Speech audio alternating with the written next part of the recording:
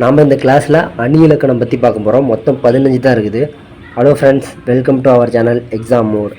அதெல்லாம் என்னென்னா, உயர்வு நவர்ச்சி அணி, இயல்பு நவர்ச்சி அணி, உருவக அணி, உவமை அணி, எடுத்துக்காட்டு உவமை அணி, இல்பொருள் உவமை அணி, பிரிது மொழிதல் அணி, வேற்றுமை அணி, இரட்டூர மொழிதல் அணி, பின்வரும் நிலை அணி, அதுபோக வஞ்சி புகழ்ச்சி அணி, தற்குறிப்பேற்ற அணி, தீவக அணி, நிரல் நிறை அணி, தன்மை அணி. மொத்தம் 15 அணிகள் தான். இதில் ஃபஸ்ட்டு இயல்பு நவர்ச்சி அணினா ஒரு பொருளின் இயல்பை உள்ளபடியே கூறுவது. எக்ஸாம்பிளுக்கு ஒரு பாட்டை எடுத்து எழுத போகிறோம்னா அதுக்கு ஒரு சொல் வரும். அந்த சொல்லோட பொருள் எல்லாருக்கும் பொருந்துகிற மாதிரி இயல்பாகவே இருக்கும். அதுதான் இயல்பு நவர்ச்சி அணி. அதே உயர்வு நவர்ச்சி அணினா அந்த ஒரு சொல் அதுக்கான பொருளும் இருக்கும், பட் அது இயல்பாக இல்லாமல் அதோட மிகைப்படுத்தி இன்னொரு சொல்லி கூட்டி கூறுவது தான் உயர்வு நவர்ச்சி அணின்னு சொல்லுவாங்க.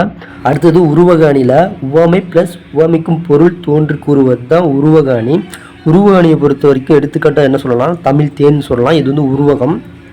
பட் இது உவமையை எப்படி மாற்றலாம்னா, தேன் போன்ற தமிழ்னு இப்படி எழுதும்போதில் உவமைக்கான அணியை ஃபஸ்ட்டு பார்த்துடலாம். உவமை அணியில் நம்மளுக்கு உவமையும் இருக்கும், உவமை ஏயமும் இருக்கும், உவமை உறுப்பும் தோன்றி வருவது தான் உவமை அணி. அது இங்கே வெளிப்பட்டு காட்டுதா. அடுத்தது இந்த உருவக அணியிலேயே ஏகதேச உருவக அணின்னு ஒன்று இருக்குது.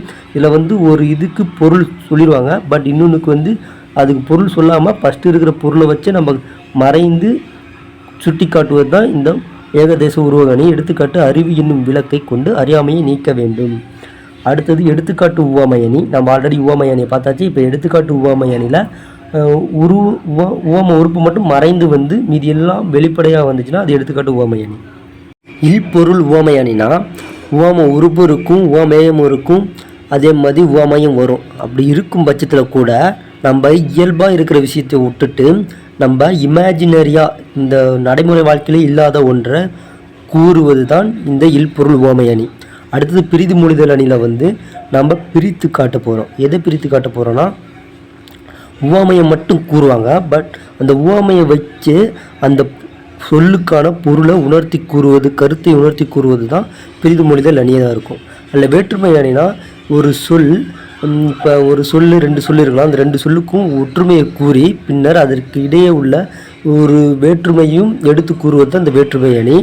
இரட்டூர மொழிதல் அணினா ஒன்றும் கிடையாது, ஒரு சொல் அல்லது தொடர் இரு பொருள் தருமாறு அமைவது தான் இந்த இரட்டூர மொழிதல் அணி ஆகும். இது சிலேடை அணி என்று கூறுவார்கள். அதே பின்வரும் நிலை அணினா ஒரு சொல் ஒரு செயலில் முன்னர் வந்த சொல்லோ அல்லது பொருளோ மீண்டும் பல இடங்களுக்கு வருவது. இதில் சொல் பொருள் பின்வரும் நிலை அணி, அதே மாதிரி சொற்பொருள் பின்வரும் நிலை அணி, பொருள் பின்வரும் நிலை அணின்னு 3ஆக பிரிப்பாங்க. இதில் ஒரு சொல் பல பொருட்களில் வரும், பட் நிறையா இடங்கள்லையும் இது தோன்றி வரும். அதே பொருள் பின்வரும் நிலை அணியில் நிறையா சொற்கள் வரும், பட் அதுக்கு எல்லாமே ஒரே பொருளாக தான் இருக்கும்.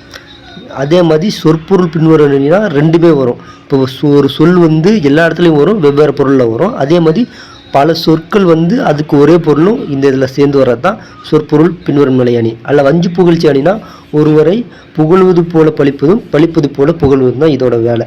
அல்ல தற்குறிப்பேற்ற அணினா ஒரு இயல்பாக நடக்கிற ஒரு விஷயத்தை இயல்பு நவர்ச்சி அணின்னு சொல்லிட்டோமா, அதுலேயே அந்த இயல்பாக நடக்கிற விஷயத்தில் இதுதான் இதுக்கு நடந்ததுக்கு காரணம் என்று நம்மளோட இமேஜினை கூறுவது தற்குறிப்பேற்ற அணி.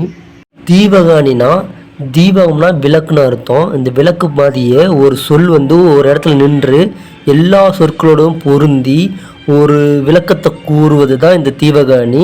அடுத்தது நிரல் நிறை அணியில் நிரல்னா வரிசை, நிறை நிறுத்துதல். அதாவது ஒரு தொடரில் சொல்லையும் பொருளையும் வரிசையாக நிறுத்தி வரிசைக்கேற்ற இணைந்து பொருளை கொள்வது தான் இந்த நிரல் நிறை அணி. தன்மை அணினா இயல்பாக அதோட குணத்தை வெளிப்படுத்தி கூறுவது தன்மை அணின்னு சொல்லுவாங்க. ஃப்ரெண்ட்ஸ், நெக்ஸ்ட் கிளாஸில் அடுத்த இலக்கண வகையில் சில விஷயத்தை பார்க்கலாம்.